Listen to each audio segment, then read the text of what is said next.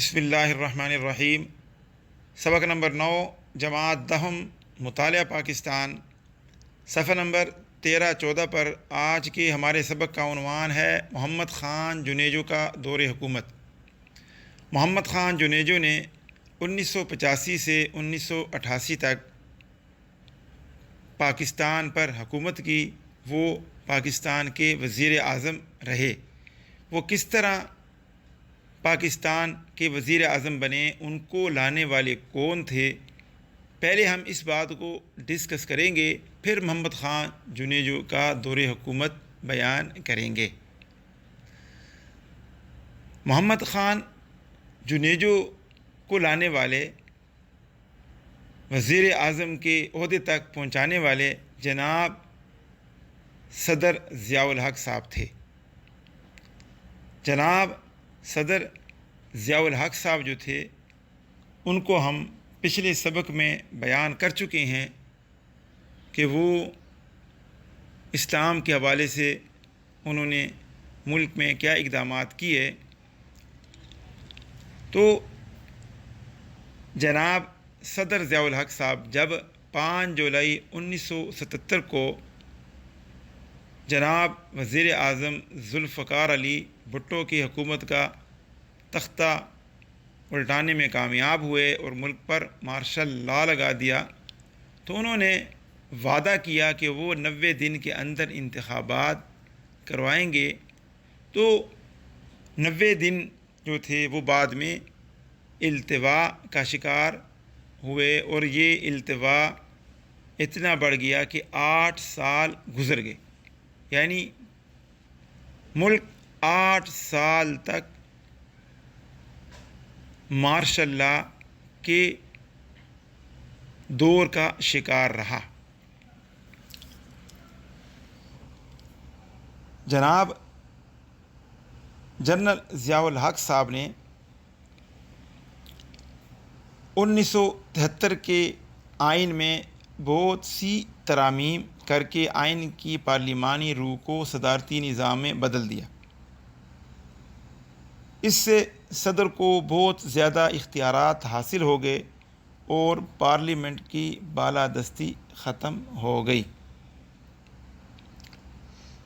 یعنی 1973 کا جو آئین تھا وہ پارلیمانی تھا، جمہوری تھا، لیکن جناب جنرل ضیاء الحق صاحب نے اس کے اندر کافی تبدیلیاں کی اور اس کو پارلیمانی جو اس کی حیثیت تھی اس سے اس کو بدل کر اس کو صدارتی حیثیت اس کی بنا دی۔ یہ 1985 کا سال تھا جب قومی اسمبلی کے انتخابات کا کرانے کا اعلان کیا گیا۔ 23 مارچ 1985 کو یعنی انتخابات ہونے کے بعد قومی اسمبلی کا پہلا اجلاس ہوا۔ یہاں پر ایک بات جو ذکر کرنے کی ہے، اس کو سمجھنا چاہیے کہ یہ جو انتخابات تھے 1985 کی، یہ غیر جماعتی انتخابات تھے۔ آج کے ہمارا جو سبق ہوگا اس کے اندر یہ چیزیں شامل ہوں گی۔ تو غیر جماعتی انتخابات کو ہم آسان لفظوں میں یا سمجھنے کے حوالے سے اس طرح کہہ سکتے ہیں کہ جس طرح ایک آزاد کینڈیڈیٹ الیکشن لڑتا ہے، اس کا کسی جماعت سے تعلق نہیں ہوتا، اور وہ منتخب ہونے کے بعد وہ کسی پارٹی کو جوائن کر لیتا ہے یا کوئی عہدہ اس کو مل جاتا ہے، تو بالکل اسی طرح 1985 کے جو انتخابات تھے اس میں یہ شرط لگائی گئی کہ یہ انتخابات غیر جماعتی ہوں گے۔ یعنی جیسے پاکستان میں بڑی سیاسی جماعتیں ہیں، جن میں پاکستان پیپلز پارٹی ہے، پاکستان مسلم لیگ ہے، تحریک انصاف ہے، MQM ہے، جمعیت علماء اسلام ہے، جماعت اسلامی ہے۔ اس طرح یہ جماعتیں ہیں جو کہ الیکشن میں اپنے کینڈیڈیٹ جو وہ نامزد کرتی ہیں، اس کے بعد الیکشن ہوتے ہیں اور ہر جماعت جو ہے اس کی کوشش ہوتی ہے کہ الیکشن میں اس کو زیادہ سیٹیں حاصل ہوں۔ جو جماعت زیادہ سیٹیں حاصل کر لیتی ہے تو اس کی پھر کوشش ہوتی ہے کہ وہ حکومت بنائے۔ لیکن 1985 میں اس طرح نہیں تھا، جماعتوں کی بنیاد پر الیکشن نہیں ہوئے، بلکہ یہ ایک غیر جماعتی الیکشن تھے۔ تو 1985 میں قومی اسمبلی کے جو یہ غیر جماعتی انتخابات کرائے گئے، اس کا جب پہلا اجلاس ہوا، اس اجلاس میں جنرل ضیاء الحق صاحب نے آئندہ 5 سال کے لیے صدر کی حیثیت سے حلف اٹھایا۔ اس کے بعد محمد خان جنیجو نے وزیر اعظم کے عہدے کا حلف اٹھایا۔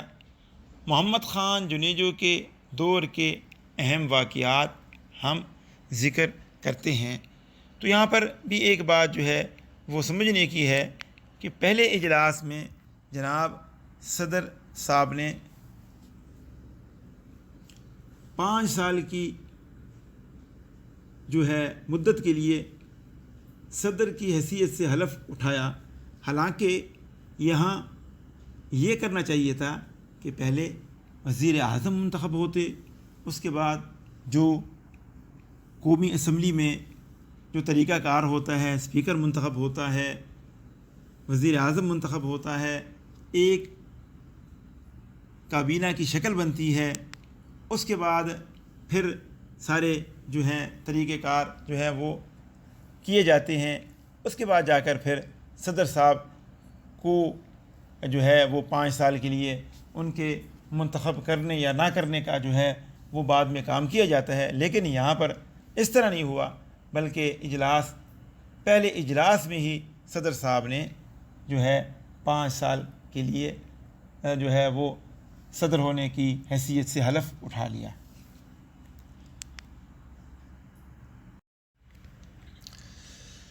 محمد خان جنیجو کا دور حکومت ہم بیان کر رہے تھے، جو 1985 سے 1988 تک رہا۔ محمد خان جنیجو صاحب جب وزیر اعظم پاکستان بنے تو انہوں نے سب سے پہلا جو کام کیا وہ تھا مارشل لا اٹھانے کی قراردادیں۔ یہ ان کا سب سے پہلا کام تھا۔ تو 1985 میں جنرل ضیاء الحق کے مارشل لا کو 8 برس ہو چکے تھے۔ محمد خان جنیجو نے وزیر اعظم کا عہدہ سنبھالنے کے بعد کہا کہ مارشل لا کو ختم ہونا چاہیے۔ چنانچہ مارشل لا کی قراردادیں سینٹ، قومی اسمبلی اور صوبائی اسمبلی میں پاس ہوئیں۔ اس طرح 30 دسمبر 1985 کو مارشل لا اٹھانے کا اعلان کر دیا گیا۔ اگلا جو پوائنٹ ہے محمد خان جنیجو صاحب کے حوالے سے، وہ ان کا بطور صدر مسلم لیگ ہونا، یعنی مسلم لیگ کے صدر وہ بنے۔ تو قومی اسمبلی کے غیر جماعتی ارکان کو کسی نظم و ضبط کا پابند بنانے کے لیے ایک سرکاری پارلیمانی گروپ تشکیل دیا گیا۔ جنوری 1986 میں اس پارلیمانی گروپ کو پاکستان مسلم لیگ کا نام دیا گیا۔ محمد خان جنیجو کو اس کا صدر منتخب کیا گیا، جنہوں نے مسلم لیگ کو ملک بھر میں پھیلانے کا سلسلہ شروع کر دیا۔ صوبائی وزرائے اعلیٰ مسلم لیگ کے صوبائی صدر بن گئے اور اس کے دفاتر ملک میں جگہ جگہ کھول دیے گئے۔ مسلم لیگ کو ایک منظم سیاسی جماعت بنانے کے لیے نچلی سطح پر پرائمری مسلم لیگ کے نام سے ممبر سازی کی گئی۔ یہ بات ہم پہلے واضح کر چکے ہیں کہ جناب محمد خان جنیجو صاحب کو وزیر اعظم تک، یعنی وزیر اعظم کے عہدے تک پہنچانے میں جو کردار ہے وہ جناب جنرل ضیاء الحق صاحب کا ہے۔ تو جناب ضیاء الحق صاحب ہی کی کوششوں اور حمایت سے وہ پاکستان کے وزیر اعظم بنے۔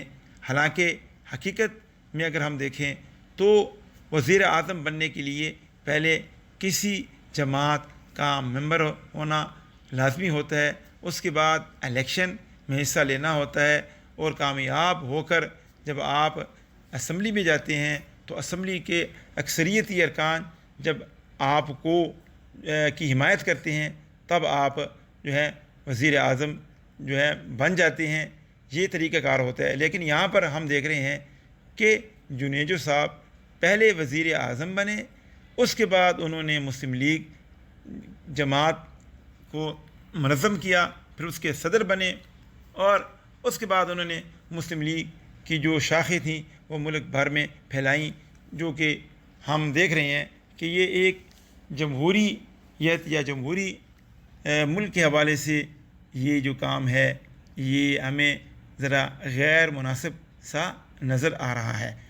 جنیجو صاحب کے حوالے سے جو ہم پوائنٹ ڈسکس کر رہے ہیں وہ ان میں ایک پوائنٹ ان کے غیر ملکی دورے ہیں۔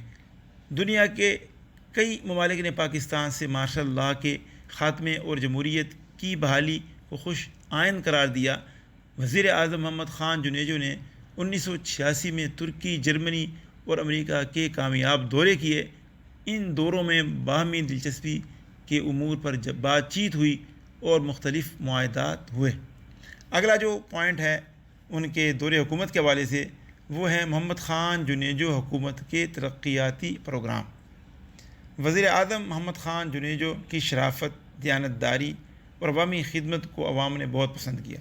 اس میں کوئی شک نہیں کہ جناب محمد خان جنیجو صاحب ایک شریف النفس انسان تھے اور عوامی خدمت کے حوالے سے بڑے مشہور تھے۔ خدمت کا ان کے اندر جذبہ پایا جاتا تھا۔ تو ان کے اسی خدمات کے حوالے سے ہم اگر گفتگو کریں تو انہوں نے 7 مرحلہ ہاؤسنگ اسکیم جو ہے اس کو شروع کیا، 5 نکاتی ترقیاتی پروگرام، تعلیمی شرح میں اضافے کے منصوبے، اور ملک کی اجتماعی ترقی کے لیے انہوں نے بھرپور کردار ادا کیا۔ محمد خان جنیجو صاحب کے حوالے سے ہم جو گفتگو کر رہے ہیں ان میں ایک کام یا ایک واقعہ جو ان کے دور حکومت میں پیش آیا وہ تھا سانحہ اوجڑی کیمپ 1988 یعنی 1988 میں راولپنڈی اور اسلام آباد کے درمیان واقع ایک اسلحہ ڈپو میں اچانک آگ بھڑک اٹھی۔ اس سانحے میں کئی شہری ہلاک ہوئے۔ 1 ہفتہ کی سخت دوڑ دھوپ کے بعد آگ پر قابو پا لیا گیا۔ وزیر اعظم صاحب اس وقت سندھ کے دورے پر تھے اور صدر صاحب جو ہیں وہ کویت کا سرکاری دورہ کر رہے تھے۔ دونوں فوراً اسلام آباد واپس آئے۔ وزیر اعظم صاحب نے ایک تحقیقاتی کمیٹی مقرر کی جس کی رپورٹ صدر ضیاء الحق صاحب کو پیش کر دی گئی۔ یہ ایک واقعہ تھا اوجڑی کیمپ کے حوالے سے جو کہ بڑا ہی افسوسناک واقعہ تھا، جس میں کئی بے گناہ جانیں گئیں، کافی نقصان ہوا، کافی اسلحہ تباہ ہوا۔ تو وزیر اعظم جناب محمد خان جنیجو صاحب کو ہم ڈسکس کر رہے تھے، تو ان کے دور حکومت کا جو اختتام ہوا اس کو ہم بیان کرتے ہیں کہ 1988 میں سیاسی حالات تیزی سے بدلنے لگے۔ جنرل ضیاء الحق صاحب اور وزیر اعظم محمد خان جنیجو صاحب کے درمیان مختلف امور پر اختلافات بڑھنے لگے۔ 29 مئی 1988 یعنی 1988 کو غیر ملکی دورے سے اسلام آباد واپسی پر وزیر اعظم نے ایئرپورٹ پر پریس کانفرنس سے خطاب کیا اور اخبار نویسوں کے سوالات کے جوابات دیے۔ اسی دن مغرب کے وقت صدر مملکت جنرل ضیاء الحق صاحب نے آرمی ہاؤس میں ایک پریس کانفرنس کی۔ انہوں نے جنیجو وزارت کی برطرفی اور تمام اسمبلیاں توڑنے کا اعلان کیا۔ اس طرح محمد خان جنیجو صاحب کا 3 سالہ دور وزارت ختم ہو گیا۔ تو یہ جناب وزیر اعظم محمد خان جنیجو صاحب کا دور حکومت تھا جس کو ہم ڈسکس کر رہے تھے۔ حالانکہ انہوں نے 5 سال کے لیے وزارت کا عہدہ جو ہے اس کا حلف لیا تھا کہ وہ 5 سال تک ملک پاکستان کے وزیر اعظم رہیں گے، لیکن 3 سال کے بعد ان کو اس عہدے سے برطرف کر دیا گیا اور ملک میں جو جمہوری نظام لایا گیا تھا جو کہ صدر صاحب کی کوششوں سے آیا تھا اس کو دوبارہ ختم کر دیا گیا۔ اس کے خاتمے کے ساتھ ہی جناب محمد خان جنیجو صاحب کا دور وزارت بھی ختم ہو گیا۔ تو یہ آج کا ہمارا سبق تھا۔ اس حوالے سے اگر آپ کوئی چیز پوچھنا چاہیں، کوئی سوال کرنا چاہیں وزیر اعظم محمد خان جنیجو صاحب کے حوالے سے تو آپ پوچھ سکتے ہیں۔ جنیجو صاحب جو تھے ان کا جو تعلق تھا وہ صوبہ سندھ سے تھا، اور صوبہ سندھ میں وہ جو ہیں بڑے ایک مقبول شخصیت رہی ہیں بعد میں، چونکہ پاکستان کے وزیر اعظم کے طور پر بھی وہ ان کا نام ہم پڑھ چکے ہیں، ان کے کام پڑھ چکے ہیں، تو بعد میں بھی ان کا کافی دیر تک ملکی سیاست میں نام رہا۔ تو یہ ایک شریف اور عوامی خدمت کرنے والے شخص تھے۔ جناب محمد خان جنیجو صاحب کو ہم ڈسکس کر رہے تھے کہ وہ کس طرح پاکستان کے وزیر اعظم بنے اور کس طرح ان کو وزارت سے ہٹایا گیا۔ یہ بات بھی ہم بیان کر چکے ہیں کہ ان کو وزارت تک لانے والے جناب جنرل ضیاء الحق صاحب تھے، اور ان کو وزارت سے ہٹانے والے بھی جناب جنرل ضیاء الحق صاحب ہی تھے۔ تو محمد خان جنیجو صاحب کو وزارت سے ہٹانے کے چند ماہ بعد جناب جنرل ضیاء الحق صاحب فضائی حادثے کا شکار ہو گئے۔ اس کے بعد غلام اسحاق خان صاحب کو پاکستان کا قائم مقام صدر بنا دیا گیا۔ غلام اسحاق خان صاحب نے آتے ہی جماعتوں کی بنیاد پر انتخابات کرانے کا اعلان کیا۔ انتخابات ہوئے، یعنی جماعتوں کی بنیاد پر۔ اس سے پہلے ہم پڑھ چکے ہیں کہ پہلے جو انتخابات تھے جو جناب ضیاء الحق صاحب کے دور میں ہوئے وہ غیر جماعتی تھے۔ تو اب جب غلام اسحاق خان صاحب صدر بنے، قائم مقام صدر، تو انہوں نے جماعتوں کی بنیاد پر انتخابات کرانے کا اعلان کروایا۔ تو جماعتوں کی بنیاد پر جب انتخابات ہوئے تو اس میں پاکستان پیپلز پارٹی جو تھی اس نے اکثریت حاصل کی، اور بعد میں اسی نے حکومت بنائی، جس کو ہم اگلے لیکچر میں انشاءاللہ ڈسکس کریں گے۔ آج کا جو ہمارا سبق ہے وہ یہاں پر ختم ہوتا ہے۔ آج کے سبق کے اختتام پر ہم ایک وہ بات کریں گے جہاد افغانستان کے حوالے سے۔ تو جہاد افغانستان جو ہے اس کا تعلق بھی جناب جنرل ضیاء الحق صاحب کے ساتھ اس کا بڑا تعلق ہے۔ تو آج کا سبق ہم ختم کرتے ہیں۔ اگلا جو ہمارا سبق ہے وہ فوکس ہوگا جہاد افغانستان پر، اور اس کے پاکستانی معاشرے پر اس کے کیا اثرات مرتب ہوئے، اس کو ہم بیان کریں گے۔ تو آج کا سبق ہمارا انہی الفاظ پر ختم ہوتا ہے۔ اس حوالے سے اگر آپ کوئی سوال کرنا چاہیں، کوئی بات پوچھنا چاہیں تو آپ پوچھ سکتے ہیں۔